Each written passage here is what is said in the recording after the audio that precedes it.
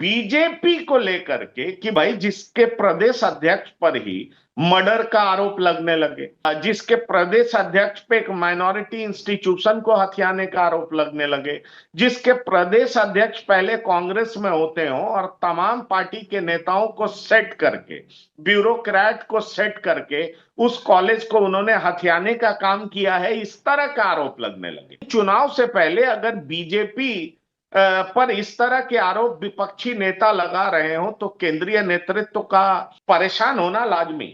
और केंद्रीय नेतृत्व इस बात को लेकर के मंथन कर रहा है कि आखिरकार दिलीप जायसवाल का किया क्या जाए, क्या दिलीप जायसवाल को हटा दिया जाए, और दिलीप जायसवाल को अगर हटाया जाएगा तो क्या ईबीसी में ये मामला काउंटर प्रोडक्टिव हो सकता है। दिलीप जायसवाल को हटाएगा कौन? जिस तरह प्रशांत किशोर ने इस मुद्दे को सामने रख करके बीजेपी को घेर दिया है, उसके बाद से प्रदेश इकाई के बीजेपी के बड़े नेता इस मुद्दे पर कुछ भी बोलने से बच रहे हैं। प्रवक्ता अपने प्रदेश अध्यक्ष को डिफेंड करने से बच रहे हैं।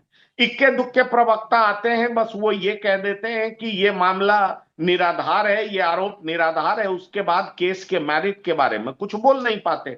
दिलीप जायसवाल भी बाहर आए, उन्होंने एक ट्वीट जरूर किया, प्रशांत किशोर को पैसा किशोर, तरह तरह की बातें उन्होंने कही, लेकिन केस के मेरिट पर उन्होंने कुछ नहीं बोला।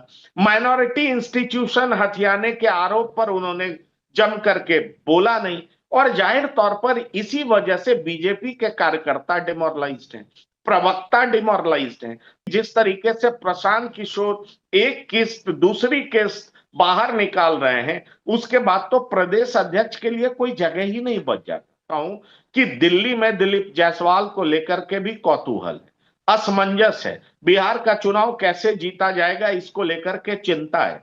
प्रशांत किशोर जिस मुद्दे को उठा रहे हैं उसको देख करके कहा जा सकता है कि प्रशांत किशोर ज्यादा नुकसान बीजेपी को पहुंचाते हुए दिख रहे हैं।